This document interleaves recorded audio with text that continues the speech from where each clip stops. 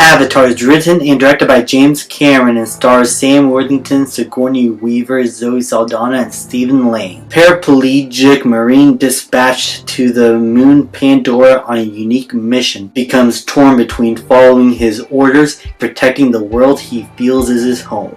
I remember back when this movie first came out in 2009, I believe I was 8 years old. I was 8 years old that year. And everyone was talking about this movie. Everyone from family to friends to my entire school talking about how good the 3D was, how cool everything looked, the nature.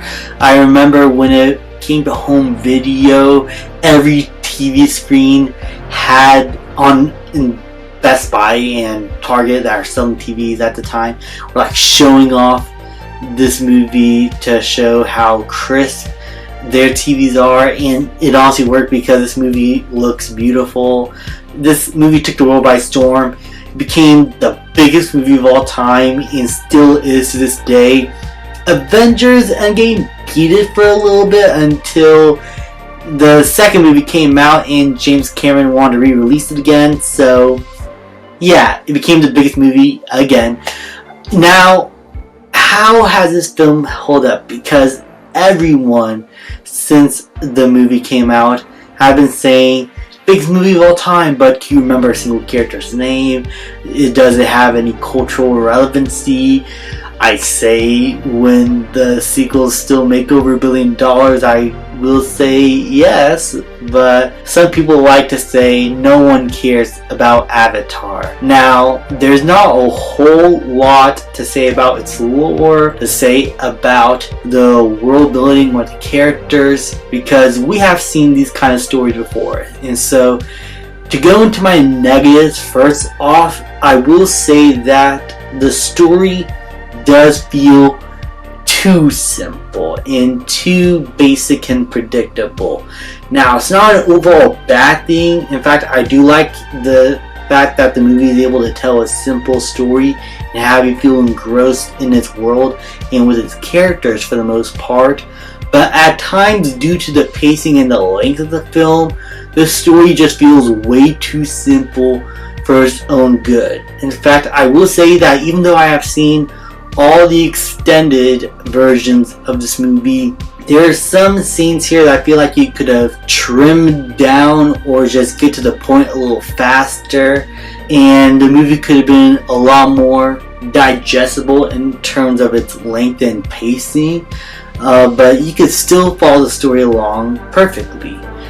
That is just due to bad pacing in my opinion. I just think the film was just way over long and could have been trimmed down to fit a better runtime that's more suitable for its story. I just feel like they needed a lot more meat to the bones of what's happening going on.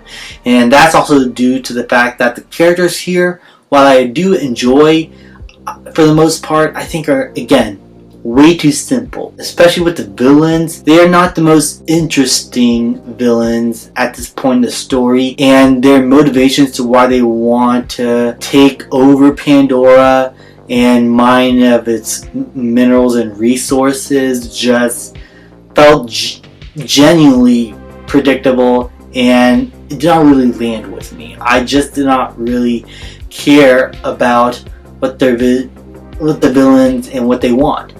Overall, despite these issues, I honestly still have a fantastic time with Avatar. I think it is a really fun movie. The characters are really enjoyable. The action is really fun. And overall, the visual effects here still hold up incredibly well to this day. I think it is the visuals, the CGI, the motion capture is what made this film as memorable as it did. There are so many shots here that are still stuck to my brain due to how good and immersive the visuals here are at telling the story. It is a clear hero's journey where one character is in the bad guy side for a while, then he is swayed into this new world he's never been to before and feels alive once again and wants to protect the good nature of this world. I think the film does a really good job at portraying that, especially with the character of Jake Sully, his hero's journey and what he goes through, his relationship with Etiri here, played by Zoe Saldana. I think it was all enjoyable and fun to watch. And overall, the action scenes, especially in the later half of the movie, were honestly fantastic and something that felt like was lacking in the later sequels. They just did not have that same scope that this movie had. I think it's due to the fact that it was filmed like a full screen movie, like an IMAX showing, and while the other sequels do have that IMAX showing, it's the only way that you could really watch those films and be fully immersed into their world, just getting the full picture instead of getting like the black bars on the top and bottom of the screen. Avatar just doesn't work like that in my opinion. Overall, I still have a fun time with Avatar. Is it the greatest movie ever made? No. Is it best picture? In my opinion, not even close.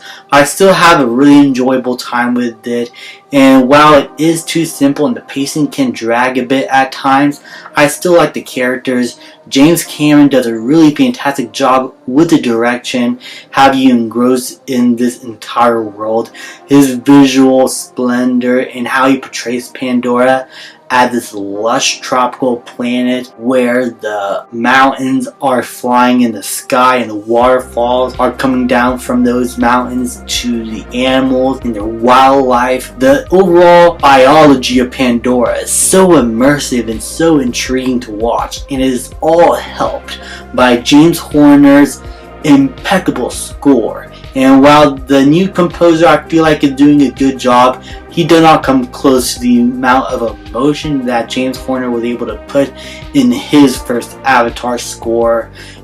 That you would genuinely be missed, James Horner. I love your work. From The Amazing Spider-Man to The Land Before Time to Titanic, you are genuinely one of the greats. Overall, this movie was still, in my opinion, a really good time. It is not perfect, it has some flaws with the pacing and the storytelling, but overall, Avatar, in my opinion, is still a really fun movie to watch, and I'm going to give it an A-. Thank you guys so much for watching. Please leave a like, subscribe, comment, and I will see you guys next time.